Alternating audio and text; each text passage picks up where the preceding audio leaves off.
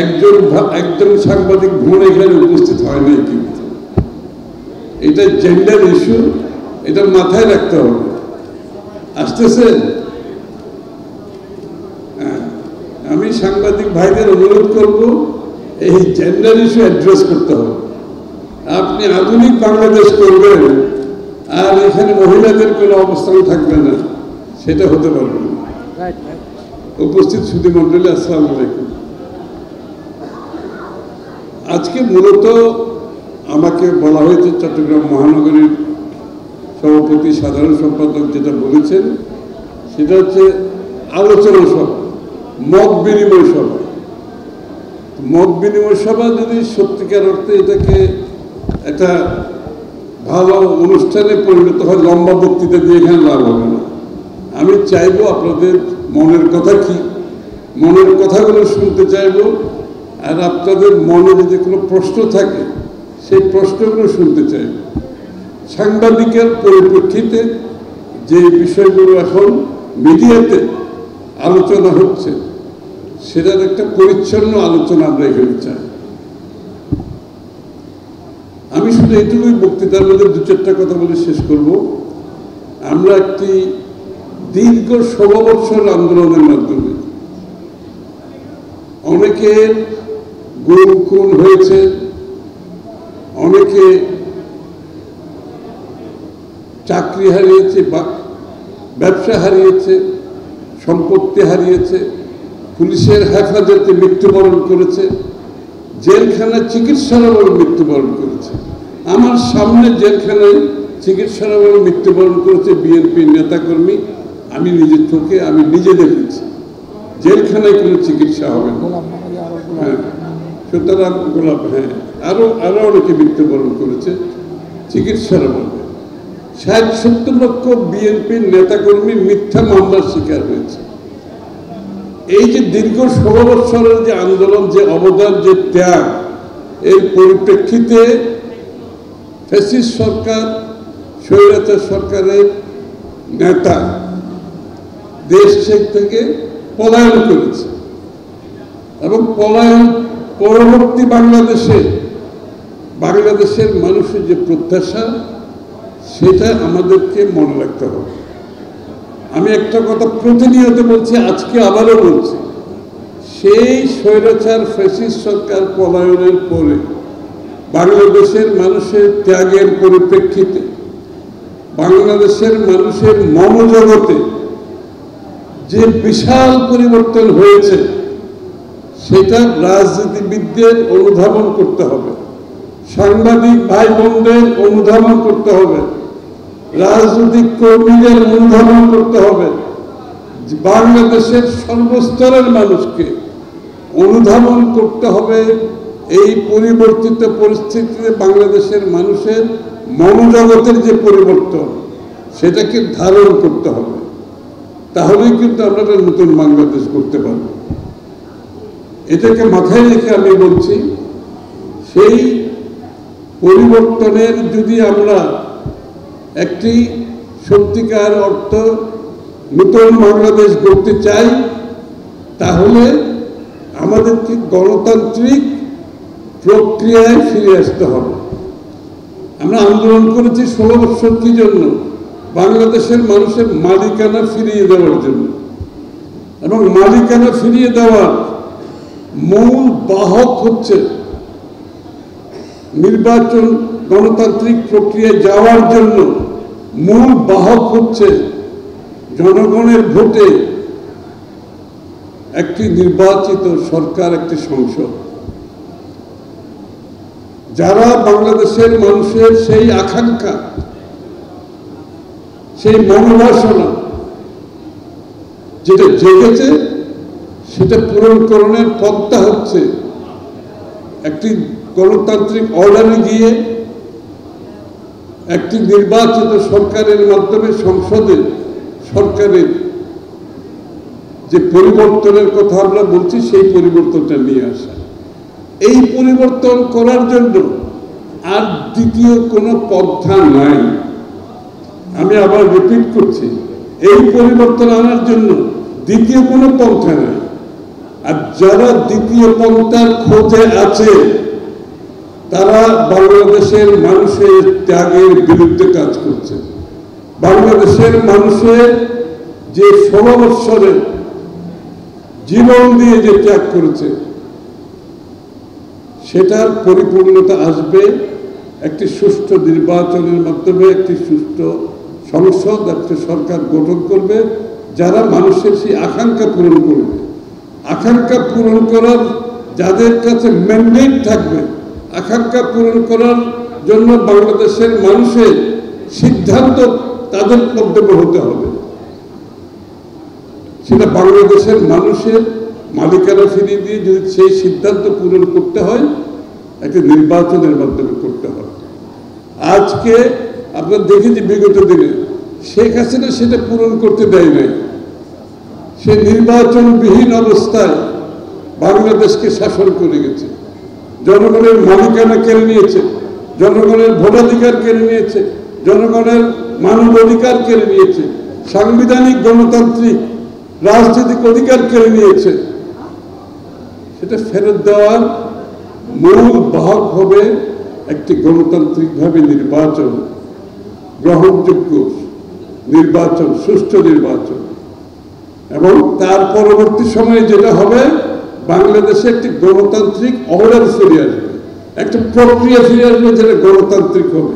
যে গণতান্ত্রিক প্রক্রিয়ায় বাংলাদেশের নির্বাচিত সংসদ সরকার জনগণের কাছে দায়বদ্ধ থাকবে, জবাবদিহি থাকবে। বাংলাদেশের মানুষের কাছে এখন কিন্তু কেউ জবাবদিহি নাই। বাংলাদেশে একটি সরকার আছে, তারা কিন্তু বাংলাদেশের মানুষের যেহেতু ভোটে নির্বাচিত হয় নাই, তাদের কিন্তু জনগণের কাছে কোনো জবাবদিহিতা নেই, জনগণের কাছে তাদের কোনো কি বলে জবাবদিহিতা নাই। এবং এই জন্যই আজকে একটা নির্বাচিত সরকারের প্রয়োজন। সুতরাং এইটা আমরা এক একটা দিন অতিবাহিত করছি একটি অনির্বাচিত সরকারের অধীনে, এক একটা দিন অতিবাহিত করছি জনগণের ম্যান্ডেটহীন সরকারের অধীনে, এক একটা দিন অতিবাহিত করছি বাংলাদেশের ইচ্ছার, মানুষের ইচ্ছার যেখানে প্রতিফলন ঘটেনি তাদের মাধ্যমে। সুতরাং এটা যত তাড়াতাড়ি সম্ভব আমাদেরকে করতে হবে, নির্বাচনী ব্যবস্থা শুরু করতে হবে। নির্বাচনের দিনক্ষণ মানুষের সামনে পরিষ্কারভাবে সামনে আসতে হবে, সমস্ত জাতি যাতে এটার প্রস্তুতি নিতে পারে। কিন্তু আমরা দেখতে পাচ্ছি সেই নির্বাচনের মাধ্যমে যে গণতান্ত্রিক অর্ডার ফিরিয়ে আনার যে জনগণের যে আকাঙ্ক্ষা, মালিকানা ফিরে যে আকাঙ্ক্ষা, সেটা শেখ হাসিনা যেভাবে বাধাগ্রস্ত করেছে, এখন আবার আরেকটি শক্তি অন্যভাবে সেটা বাধাগ্রস্ত করার চেষ্টা করছে। শেখ হাসিনা একভাবে বাধাগ্রস্ত করেছে, এরা কিন্তু অন্যভাবে এটা বাধাগ্রস্ত করার চেষ্টা করছে। বাংলাদেশের নির্বাচন না হতে পারলে মনে হয় তারা খুব খুশি। বাংলাদেশের মানুষ ভোট দিতে না পারলে বাংলাদেশের মানুষের মালিকানা যদি টিকিয়ে রাখতে হয়, সেই প্রক্রিয়া যাতে শুরু না হয়, যাতে তারা শেখ হাসিনা নিজের মতো করে ক্ষমতা আঁকড়ে থাকার যে বিভিন্ন প্রক্রিয়া, এখন মনে হয় কিছু কিছু মানুষের মনে সেই আকাঙ্ক্ষা জেগেছে। এবং সেই আকাঙ্ক্ষা হাসিনা একভাবে পূরণ করেছে, এরা আরেকভাবে পূরণ করতে চাচ্ছে। এরা নির্বাচনকে বাধাগ্রস্ত করতে চাচ্ছে, এরা গণতান্ত্রিক প্রক্রিয়াকে বাধাগ্রস্ত করতে চাচ্ছে, এরা বাংলাদেশের মানুষের অধিকারকে বাধাগ্রস্ত করতে চাচ্ছে, এরা বাংলাদেশের মানুষের মালিকানা ফিরে দেওয়াকে বাধাগ্রস্ত করতে চাচ্ছে। আপনারা দেখতেন দৈনন্দিন যে ঘটনাগুলো করছে, দেশে একটা এনার্কি সৃষ্টি করার একটা প্রক্রিয়া চলছে। অর্থাৎ এনার্কি সৃষ্টি করে যদি নির্বাচনটা বন্ধ করা যায়, এনার্কি সৃষ্টি করে যাতে গণতান্ত্রিক অর্ডারে আমরা ফিরে যেতে না পারি, যার জন্য শেখ হাসিনার বিরুদ্ধে আমরা বলেছি এত বলছি। এই প্রক্রিয়াকে চলতে দেওয়া যায় না।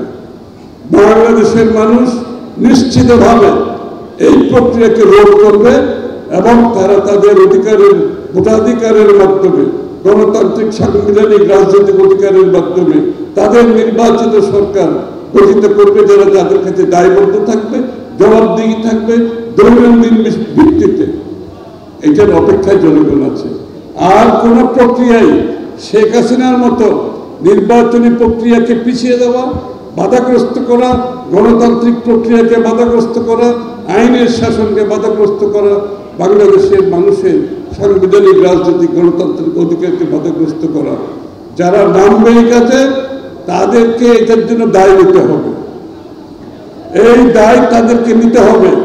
সুতরাং যত তাড়াতাড়ি সম্ভব তারা সঠিক সিদ্ধান্তে ফিরে আসবে। বাংলাদেশের মানুষের জন্য যত মঙ্গল, দেশের জন্য মঙ্গল, তাদের জন্য মঙ্গল।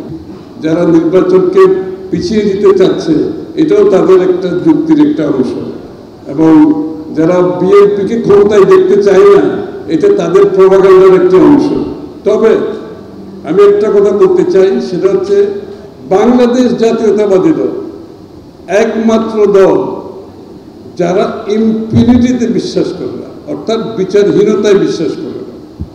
এবং যেই কারণে আমি আপনাদেরকে পরিষ্কারভাবে বলতে চাই, এই ঘটনার 5ই আগস্টের পরে যতগুলো ঘটনা ঘটেছে এবং যে সমস্ত ঘটনায় বিএনপির নেতাকর্মীদের নাম আসছে বিভিন্নভাবে, পত্রপত্রিকার মাধ্যমে আসছে অথবা কেউ এটা অভিযোগের মাধ্যমে আসছে, এই পর্যন্ত প্রায় 2000 বিএনপির নেতাকর্মীকে বহিষ্কার করা হয়েছে।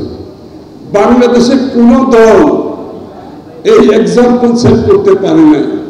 বিএনপি প্রথম দল যারা যেই মাত্র কারোর বিরুদ্ধে কোনো অভিযোগ আসছে, সেটা পত্রিকার মাধ্যমে আসুক, সেটা সরাসরি আসুক, সেটা কম্বলের কারণে আসুক, আমরা বিবেচনা করি নাই, আমরা তাকে দল থেকে বহিষ্কার করেছি এবং কোনো রকমের ইনভেস্টিগেশন ছাড়া আমরা বহিষ্কার করেছি। এই প্রশ্নটা আমি নিজে দলের মধ্যে তুলেছি যে এই যে বিএনপির নেতাকর্মীদের কোন রকমের যে তদন্ত ছাড়া বহিষ্কার করা হচ্ছে, এর মধ্যে দেখা যাচ্ছে অনেক নেতাকর্মী কিন্তু এই সমস্ত কাজকর্মের সাথে জড়িত না, একটা মিথ্যা তাদের বিরুদ্ধে অভিযোগ দিয়েছে হয়েছে। কিন্তু বিএনপি সেটার জন্য অপেক্ষা করছে না, বিএনপি তদন্ত করছে পরে, আগে বহিষ্কার, এবং বহিষ্কার করার পরে তদন্ত করে যদি কাউকে পাওয়া যায় কেউ নির্দোষ, সে দলে ফিরে আসতে পারবে। সুতরাং একটি দল বিরোধীর বাইরে থেকে, এবং আমরা যদি সরকারে থাকতাম এদের কিন্তু অনেকে জেলে থাকত। আমরা সরকারকেও বলছি, বিএনপি বলে কথা নয়, যারা এই ধরনের কর্মকাণ্ডের সাথে জড়িত থাকবে তাদেরকে গ্রেফতার করুন, তাদের বিচার করুন, ইনক্লুডিং বিএনপি। এবং বিএনপি ক্ষমতায় থাকলে আজকে আমরা এই কাজটা করতাম। কিন্তু সুতরাং আমাদের মধ্যে বিচারহীনতা বিএনপি কোনোদিনও সহ্য করতে পারবে না, যেটা বিগত দিনে আমরা যত 10 বছর 15 বছর ধরে দেখেছি, যেটা বর্তমানে অনেক দলের নেতাকর্মীরা এই সমস্ত কাজে লিপ্ত আছে, তাদের বিরুদ্ধে কিন্তু দলের পক্ষ থেকে কোনো ধরনের ব্যবস্থা নেওয়া হচ্ছে না। বিএনপি একমাত্র দল 2000-এর কাছাকাছি নেতাকর্মীকে বহিষ্কার করেছে। সুতরাং এই ব্যাপারে বিএনপি অনড় থাকবে, ক্ষমতার বাইরে থাকুক, ক্ষমতায় থাকুক, আমরা এই ব্যাপারে অনড় থাকবো। সবাইকে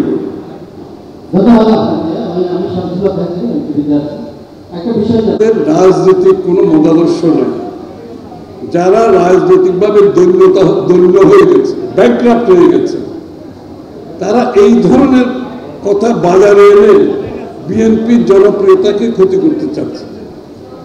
যেই দল সবচেয়ে বেশি ক্ষতিগ্রস্ত শেখ হাসিনার হাতে, যেই দল সবচেয়ে বেশি ক্ষতিগ্রস্ত ফ্যাসিস্টের হাতে, যেই দলের 60-70 লক্ষ নেতাকর্মী মিথ্যা মামলার সম্মুখীন, যেই দলের হাজার হাজার কর্মী গুম হত্যার শিকার হয়েছে, যেই দলের নেতাকর্মীরা পুলিশের হেফাজতে মৃত্যুবরণ করেছে, যেই দলের নেতাকর্মীরা জেলের চিকিৎসার অভাবে মৃত্যুবরণ করেছে, বেগম জিয়া সহ, আমি সহ,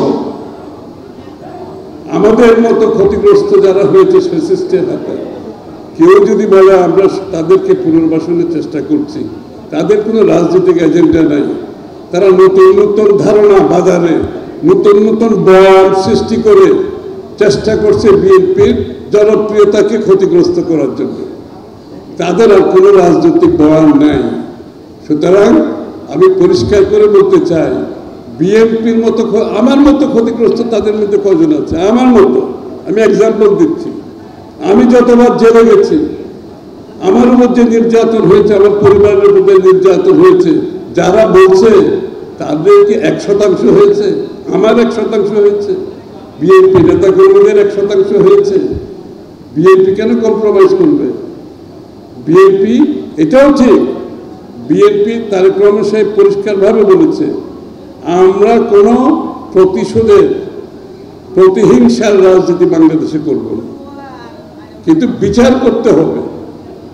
শেখ হাসিনা সহ তার সহযোগীদের যারা দেশের মানুষের উপর নির্যাতন, গুম, হত্যা, মিথ্যা মামলা চালিয়েছে, যারা দেশের টাকা বিদেশে পাচার করে হচ্ছে, প্রত্যেকের বিচার করতে হবে, এক একজন করে বিচার করতে হবে।